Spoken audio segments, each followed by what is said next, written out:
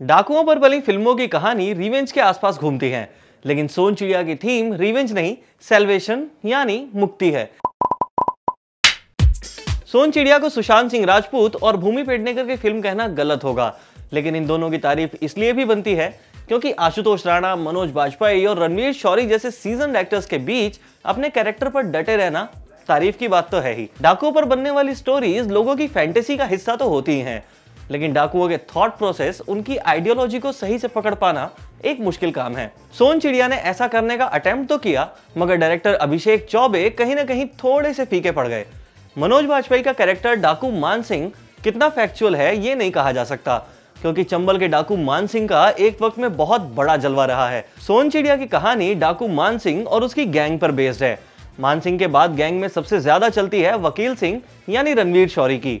इस गैंग में सबसे यंग लेकिन तेज तर्रार डाकू है लखना, जिसे प्ले कर रहे हैं सुशांत सिंह राजपूत। एक डकैती के बीच लखना और मान सिंह से एक बहुत बड़ा पाप हो जाता है, जिसका लोड दोनों अपने सर पर लिए बीहड़ों में घूम रहे हैं। प्लेड बाय आशुतोष राणा, वीरेंद्र सिंह गुज्जर एक खूंखार पुलिस ऑफिसर है जिसे चंबल साफ करने का जिम्मा दिया गया है। एक तरफ मान सिंह के गैंग का सबसे बड़ा दुश्मन गुज्जर है, तो दूसरी तरफ वो पाप जिसे मान सिंह और लखना अपने सर पर लिए घूम रहे हैं।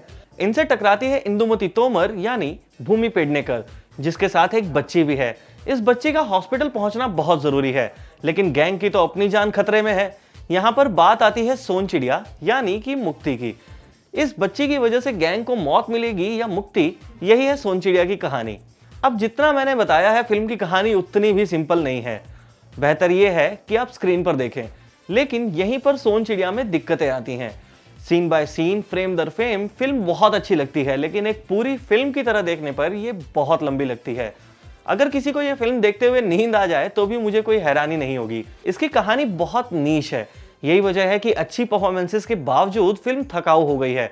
भूमि पेडनेकर की स्पेशली तारीफ बनती है, उनकी परफॉर्मेंस आपको बहुत हैरान करेगी।